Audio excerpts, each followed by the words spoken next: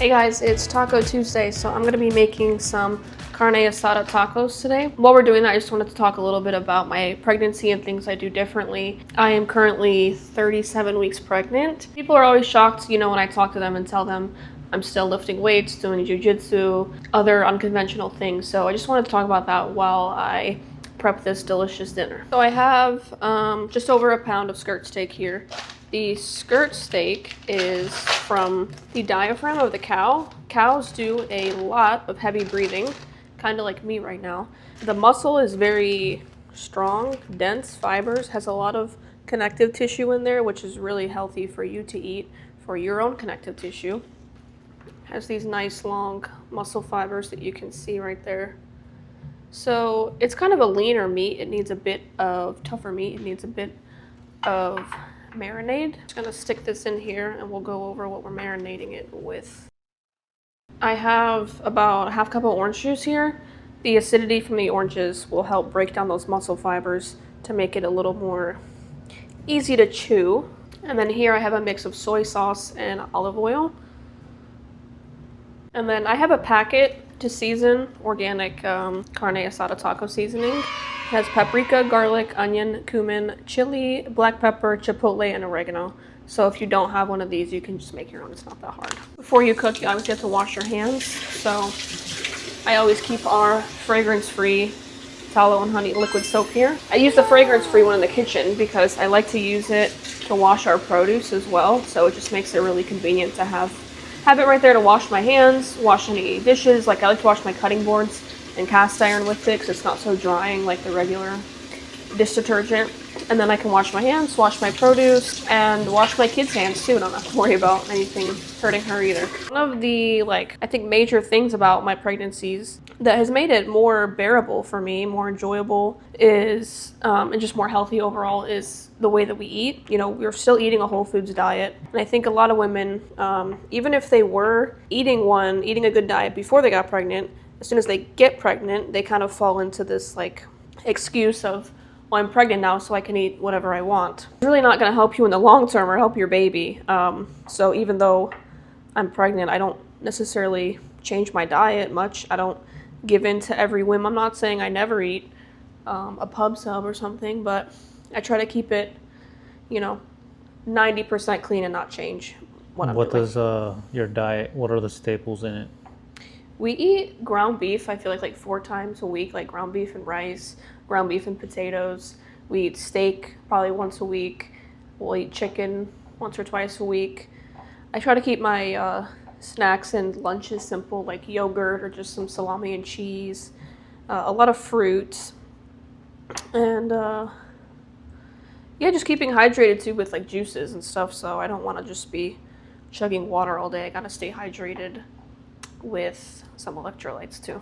Another thing I do with my diet that is advised against is I eat a lot of raw foods. I love eating ceviche.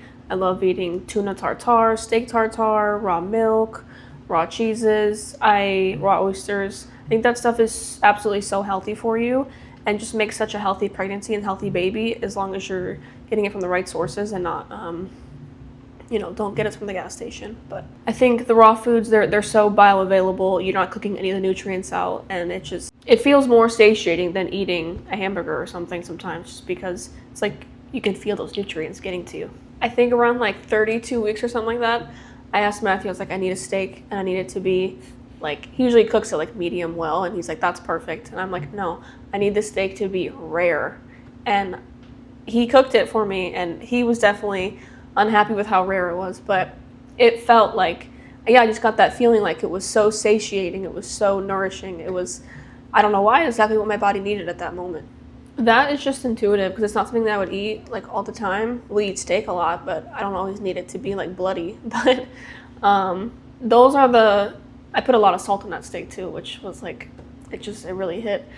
But I would say give in to those temptations, not the, I need to eat a hamburger from McDonald's right now sensations. The next thing that I think I do differently than most women during my pregnancies is I don't stop doing jiu-jitsu, which always shocks people. For one, most women don't do jiu-jitsu, but they're definitely shocked that I don't quit doing it while I'm pregnant. And not just women, the men too, for sure. I had a black belt come up to me recently saying his wife is also a black belt, and when she got pregnant, she didn't train, even though, she was used to training before. So he was very surprised and impressed. I get a lot of kudos at the gym, but for me, it's just very normal. Exercise, I think, helps you push the baby out easier. They say an object in motion stays in motion, and I think that's true with people too. So, you stop moving and your joints start hurting. You can't do things as easily, so you just got to keep going. If you stop, that's when it gets hard. So for me, it's easier to not give up, not change anything, than to just go to jiu-jitsu even the days that it's hard and I'm hot and I can't breathe and whatever. I just keep going and doing the best I can. I stopped sparring when I was like 33 weeks, I think. I felt like physically I could do it. It was just my belly was getting in the way of too many moves that I wanted to hit. So it got a little frustrating, and then I had to just go back to only drilling. But yeah, I trained until 36 weeks. I just stopped this past week. And it just makes such a difference in my pregnancies and my birth, I think. But people are always very impressed by how well I can move, and I see these videos on Instagram of women trying to get off the floor when they're 30 weeks pregnant and they're struggling. I know that it can be hard, but if they were just training and continued moving and never stopped, it shouldn't be hard to get off the floor when you're pregnant. It's not that big of a deal. So the other thing, and this can be applicable whether you do jiu-jitsu or whatever your activity or sport, hobby of choices, is that no matter what, everything's going to be like harder when you're pregnant, of course. And you can either just accept that, embrace that, and just keep going, or you can let it get to you and just want to stay inside and not do anything. So I think whether that's knitting or weightlifting or martial arts, it doesn't really matter. Just keep doing that thing, because you don't want to lose any skills that you've already acquired. And on top of that, you don't want to, you want to keep your mind sharp. You want to keep your community. You want to still see people. For me, I work from home. So when I go to jiu-jitsu, it's like those are my friends. We're hanging out. We're having fun. And then I don't feel like I lost so much progress at my sport while I was pregnant. Good. One other thing that surprises people though when I tell them is that I've never seen a doctor during either of my pregnancies. I have a midwife, and that's who I see, and that's who delivers my baby. And with my daughter, I gave birth unmedicated in the water. I'm planning to do that again. It surprises people because I think a lot of people are, they have a planned induction date if they don't go into labor by whatever day. They might even plan a C-section if they have certain conditions. But with your midwife, they're quicker to give you an herbal route for how to fix things. One thing that I've had in both pregnancies was, I don't know why, but I have low platelet count. They tell me papaya leaf extract, they tell me to have liver pills, but they don't tell me to, hey, take this pill instead. Midwives don't perform C-sections, so a midwife transfer rate or a midwife C-section rate would be like 3% probably, maybe even less. People often think it's dangerous to give birth at home or in a birth center as opposed to a hospital. The data doesn't show that. The data, I think, actually shows the opposite, that there's a lot better outcomes when you have a midwife as opposed to a doctor. Doctors are great when you need them, when you really do have a high-risk pregnancy or you really need a C-section for some reason. But if you're generally healthy, there's no reason to see a doctor over a midwife, in my opinion. And I think the medical literature would agree. When most women find out they're pregnant, their first inclination is to see a doctor. And I get that. I'm not saying it's bad, but I am saying that pregnancy is not an illness and you don't need to treat it like that. So a doctor, like I said, is great when you have a high-risk pregnancy and you have specific issues that need to be dealt with at a higher level. But there's nothing inherently dangerous or bad about being pregnant. It's a beautiful time in your life, and seeing a doctor can kind of make you feel like you have a condition, you have something wrong with you, or like you might need an intervention. Whereas when you see a midwife, they just treat you like you are a person, and they're so happy to celebrate this stage of life that you're in, and it's just seen as more of a beautiful transition, a beautiful time, and a time to honor your body, honor your health, not a time to plan inductions, plan C-sections, to plan epidurals, etc. It's just like a ceremonious thing. And there's a lot more support, I think, with breastfeeding. You know, I know that when I go to the birth center shortly after giving birth, one, I get to go home right after I give birth, which I love. There's a lactation consultant right there, and I get to go have an appointment right away. I know they come to you in the hospital, but even the lactation consultants in the hospital, they're a bit different than the more natural ones that you get at the birth center or that you hire on your own to come to your house.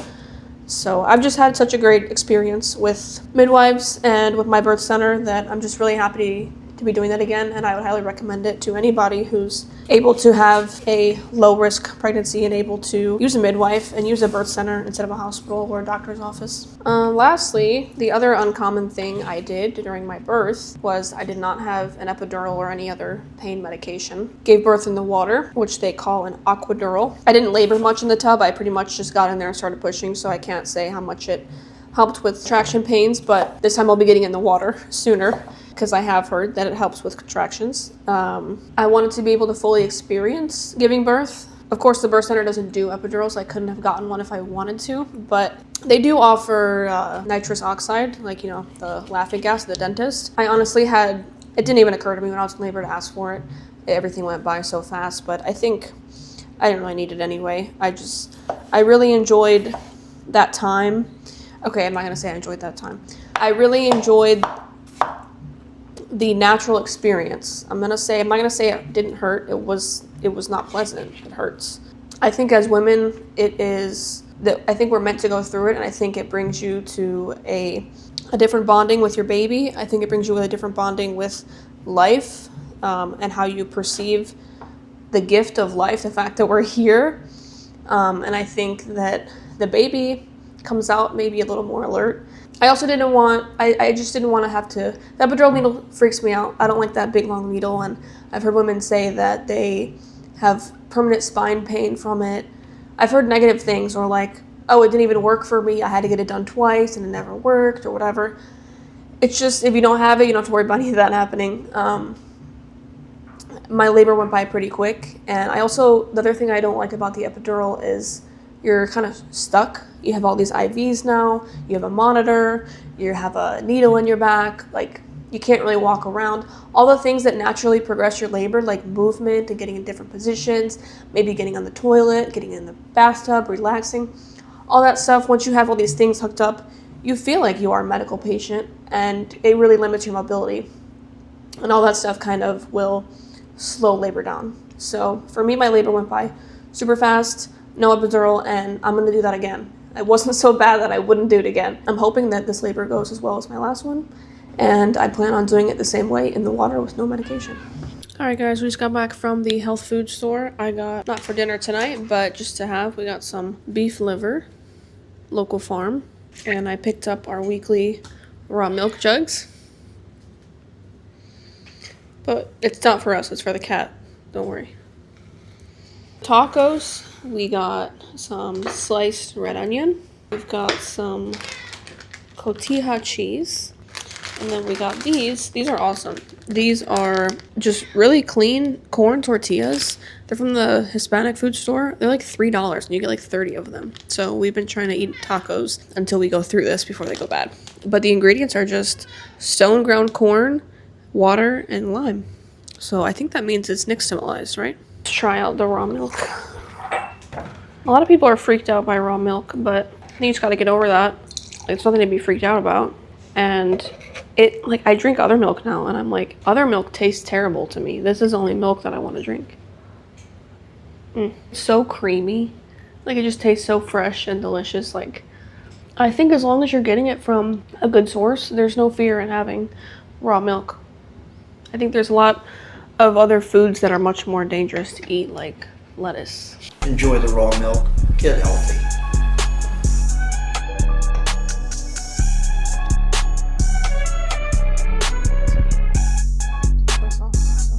I think we're good. This is a knife for veggies, not meat. I'm gonna build my daughter's plate here. She likes to munch on these tortillas. If you're a first-time mom just getting pregnant, something that I would recommend, it can be really hard as a mom to put yourself first, whether it's your first pregnancy or your second pregnancy or so on. If it's your first pregnancy, You really have that opportunity to take care of yourself, so take it. It's not the time to start eating fast food and stop working out. Now it's the time to take your health more seriously than ever, because it's going to make you have a good pregnancy, which will make you have a good birth, which will make you have a good breastfeeding experience, which is just going to set up your recovery and your child for the rest of their life. I can't stress that enough. Keep your health, guard it as much as you can. Secondly, don't be afraid. There's a lot of fear and negative things talked about with pregnancy, all the things that could go wrong.